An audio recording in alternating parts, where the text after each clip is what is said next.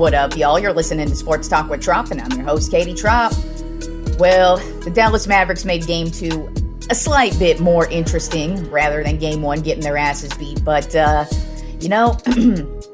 there wasn't really any point in yesterday's game where I was like, oh, yeah, the Mavericks got this one. Even when they were making their little run at the end there where they were kind of catching up. But, I mean, really, it was too little too late, in my opinion.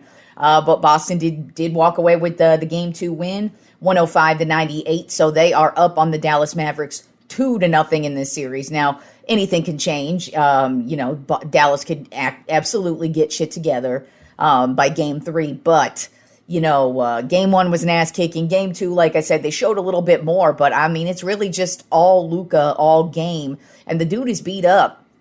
And even if he wasn't beat up, he was still going to need some help. And so far, Kyrie Irving's been ineffective. Really, nobody else has even remotely tried to step it up besides Luka. So that's going to be that usually doesn't end up with a win, especially in a 7-game series for the NBA Finals, and especially when you're going up against a team that's so deep like the Boston Celtics are. I mean, right now, Jason Tatum isn't even their standout player in the finals, and he doesn't have to be. I mean, he's still a role player, still making big shots, making the big plays that he needs to make, but he is not the focal point in either game so far.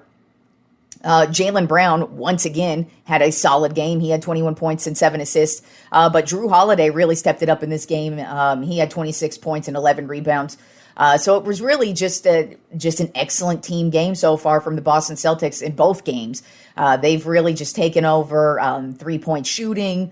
They're just dominating the rebounds and the paint. And defensively, they are coming out strong. And then it's just the Mavericks are just kind of left with throwing up shots and hopefully knocking them down. And yeah, you've got Luka, but he is beat up. I mean, he was pretty much questionable for Game 2, and you don't ever want to hear those words, but he still had a triple-double. So the dude's going to be playing no matter what, but still at the end of the day, somebody else on this Dallas Mavericks team has to step it up.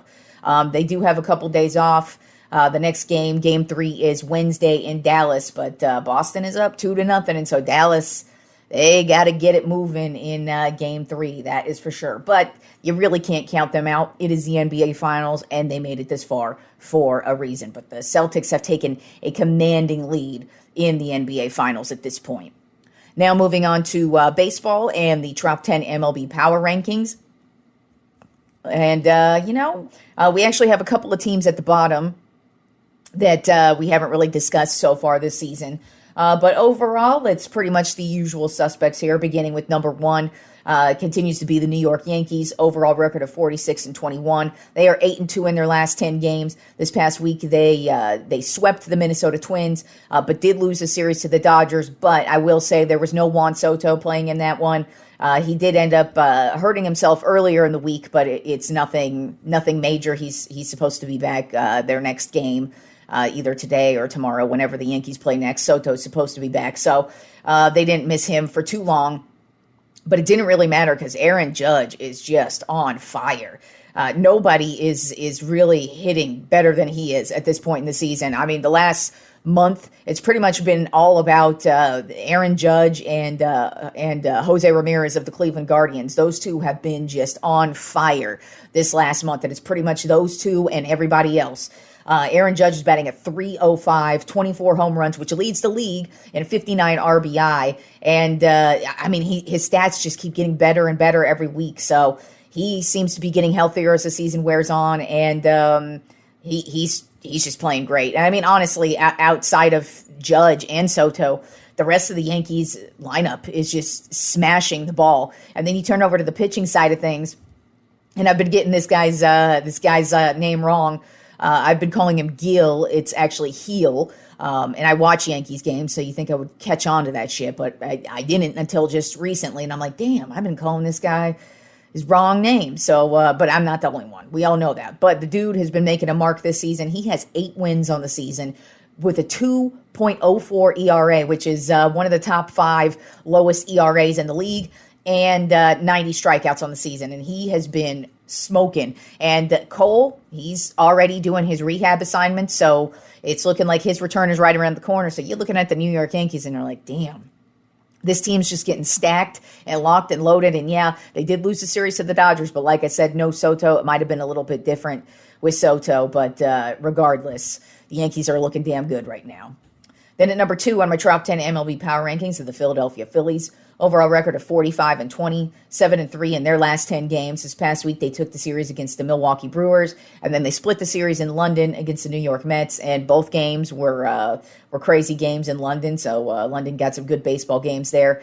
And another hitter who is really been getting hot the last couple of weeks as well, right along with Judge and Ramirez, is Bryce Harper. He's batting at .277 with 15 home runs and 45 RBI. He has really, and it's not like the Phillies were missing out on any offense, but you always want Bryce Harper to be at his best, and he is right now playing at his best.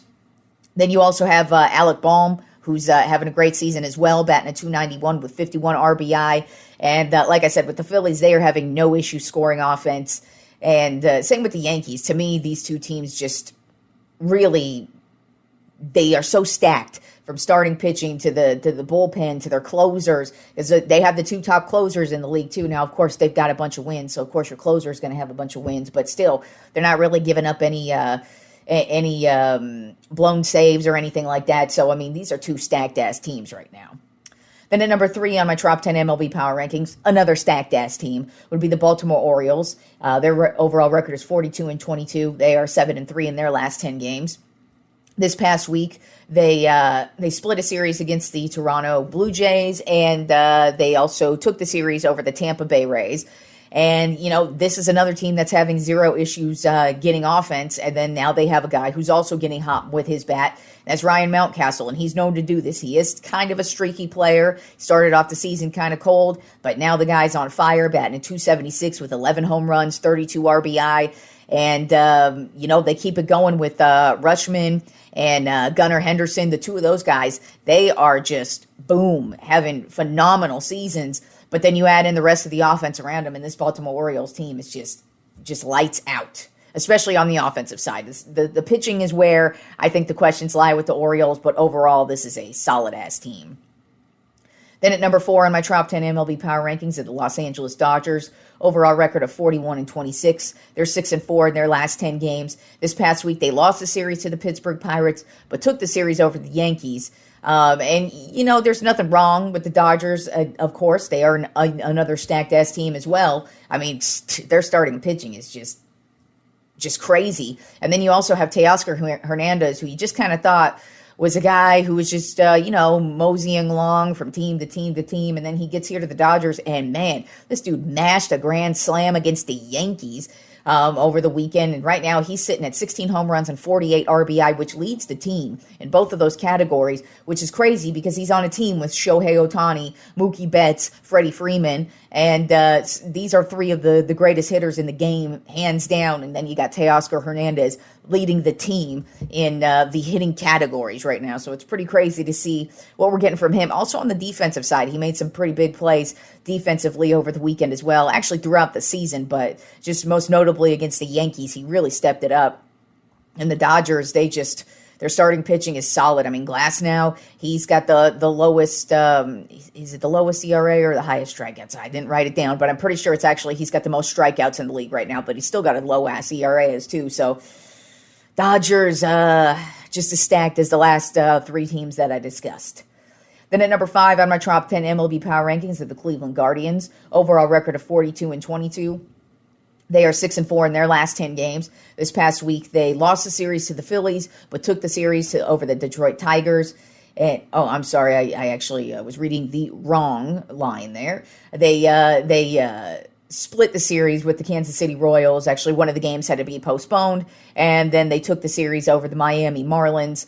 And like I had mentioned earlier when I was talking about Aaron Judge, Jose Ramirez has been one of the top dogs so far with his bat. He's batting .275 with 18 home runs and 62 RBI, and it just kind of feels like, why are you pitching to him at this point? Because just anywhere over the plate, this guy is just smashing it. And even he's a pretty big guy, but the guy can run around the bases so quick, and he's just so difficult to get, especially when he's running at home. And so, Ramirez is having a phenomenal start to to this season so far, and he's pretty much been the major standout with the Guardians, even though the Guardians have been one of the best teams in baseball basically since the jump. But it's just, you look at them and there's a lot of questions, but yet here they still are. Then at number 6 on my top 10 MLB Power Rankings are the Milwaukee Brewers. Overall record of 38-27. They're 6-4 in their last 10 games. This past week, they lost the series to the Phillies and then took the series over the Detroit Tigers. And they actually have a new guy who they just brought up earlier, a couple weeks ago in the season from the minors, a Koenig at pitcher, and he is actually, he's come right in and fitting right in and playing a huge role in this pitching lineup. He's got 6 wins on the season already with a 1.84 ERA and 24 strikeouts. So the Brewers, they've been up and down, and it's been kind of a weird week for them. So they are where they are right now, but offensively, they don't really have a lot of issues. And then pitching sometimes is shaky for them, and that would, for me, that's where I'd say their biggest weakness would be at pitching. But overall, they seem to be getting it done, and they seem to be just running away with things in this division, at least so far. Then at number 7 on my top 10 MLB Power Rankings are the Seattle Mariners. Overall record of 37-30. They're 6-4 in their last 10 games. This past week, they took the series over the Oakland A's and lost the series to the Kansas City Royals. And Luis Castillo, he is having a solid year so far with 5 wins, a 3.35 ERA, which is not that great, but not terrible. But he's got the 85 strikeouts, and he's just, still doing his thing on the mound and getting the strikeouts. And the Mariners are actually leading their division right now. And they also are just one of those streaky teams that are getting some big wins against some good teams. And we'll see if they're able to maintain this throughout the rest of the season, because they are in a division with the Houston Astros and the Rangers, and even though they're shaky right now, I wouldn't be shocked to see either one of those teams get it going at some point. Then at number 8 on my top 10 MLB Power Rankings are the Kansas City Royals. Overall record of 39-27. They're 5-5 in their last 10 games. This past week, they split the series against the Cleveland Guardians and took the series over the Mariners, and they're getting a lot of production from Bobby Witt Jr., who now has overtaken the American League batting average leader. He is batting at .320 right now with 11 home runs and 47 RBI, so that guy can't be stopped. And then they also have another young guy, Michael Garcia. He's batting at .256 with 36 RBI, but he's also doing some things defensively. The Kansas City Royals have been one of the most shocking teams, in my opinion, this year, just because I had no expectations for them. And so far, they've got a lot of young guys, but then also a few scrappy veterans who are really stepping it up and making a difference for them so far on the season. Then at number 9 on my top 10 MLB Power Rankings, a team we haven't discussed much this season, but they are starting to get going. Who knows if it's going to maintain, because they've had to battle through their injuries, but the Houston Astros. They are 30-36 on the season, so not that great as of late. 6-4, though, in their last 10 games, and they do seem to be getting it going. This past week, they took the series over the St. Louis Cardinals and then also took the series over the Los Angeles Angels. And, offensively, this team, of course, has no issues. It's just the pitching.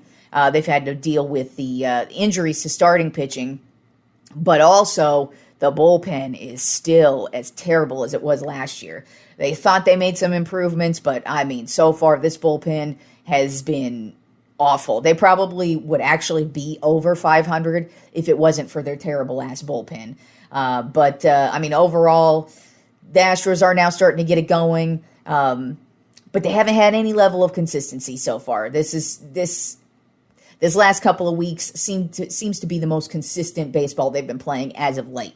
Kyle Tucker has been their biggest source of offense this year, with batting at .266 with 19 home runs and 40 RBI. So he's having a solid year. And like I said, Altuve having a good year. Jordan, he's not mashing like he has over the last couple of seasons, but he's still doing his thing. It's the pitching, though, that's been pretty terrible for the Astros, from starting pitching to the bullpen. They have not been able to get anything from any of their pitchers for the most part at all. But, like I said, they have started to get it going. And like I say every week, pretty much once I get down to the last couple of spots on the Trop 10, it does get kind of difficult to pick which team to put there because there aren't that many consistent teams at this point in time, and the Astros are one of them. But I decided to put them up there since they are on a little bit of a winning streak right now. And then rounding out the Trop 10 MLB Power Rankings, another team that I have questions about, but still, I put them in the Trop 10 this week, and that's the Texas Rangers. Overall record of 31-34, so they are also below 500. They're 5-5 in their last 10 games. This past week, they lost a series to the Detroit Tigers, and then also lost a series to my San Francisco Giants. But this is another team. Offensively, no issues. They're, of course, getting a lot of production from Corey Seager, as always, batting at .271 with 13 home runs and 30 RBI on the season, and it kind of feels like every time this guy comes up to bat, he seems to get on base.